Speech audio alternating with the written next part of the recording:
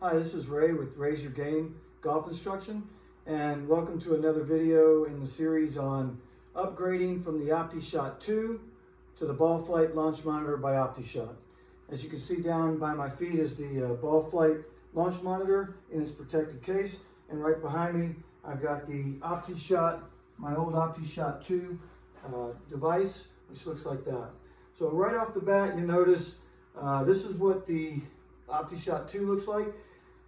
And you get just a more high-tech, more sleek, more, I guess, more bells and whistles system with the BALLFLIGHT. So one of the big things about the difference in the two is, and I had a lot of fun with this Optishot 2 over the years, is the Optishot 2 reads the club face, the club path. It has the infrared sensors here. It can register things like tempo, club speed, face angle, and things like that. So when it wanted to get a ball speed or a launch angle or a spin, it would have to algorithmically calculate those numbers. And obviously with the BALLFLIGHT, we're using infrared, high-speed infrared, and cameras together to get a target area. So we get a target area. I'm not sure the exact dimensions yet. Maybe in a later video we'll talk about that. But there is a target area that the ball is seen in. So it sees it on the ground and it sees it as it's launched. It also gives you club speed, path, angle. All these things are actually measured now to give you ball speed measured, and way more data than the Optishot 2. So that being said, the Optishot 2 had some drawbacks. You had to,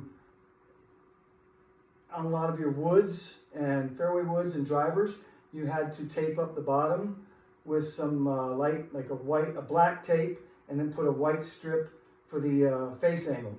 And that's so the infrared sensors could read it. The other thing was you had to calibrate your clubs a lot, quite a lot. And that was something that I knew I needed a new launch monitor when I wasn't getting, it wasn't fun to have to calibrate people's clubs as they came over. Now, this was a great system for the price, and I enjoyed it, but it was time to move up. So I moved up to the BALLFLIGHT. With the BALLFLIGHT, it's almost like a plug and play. So once you get the ball into position, the light on the top of the monitor, of the launch monitor, will turn green, and you know you're good to go. You swing away. You can change the club over here on the computer if you want. I don't think it didn't matter that much to me in a lot of things. When I'm playing a game, I change the club. If I'm just practicing, I just go ahead and hit with it. If I think about it, I change it, but it wasn't something that I thought was necessary. Maybe a little different on the outside usage. But anyway, we'll talk about that in another segment.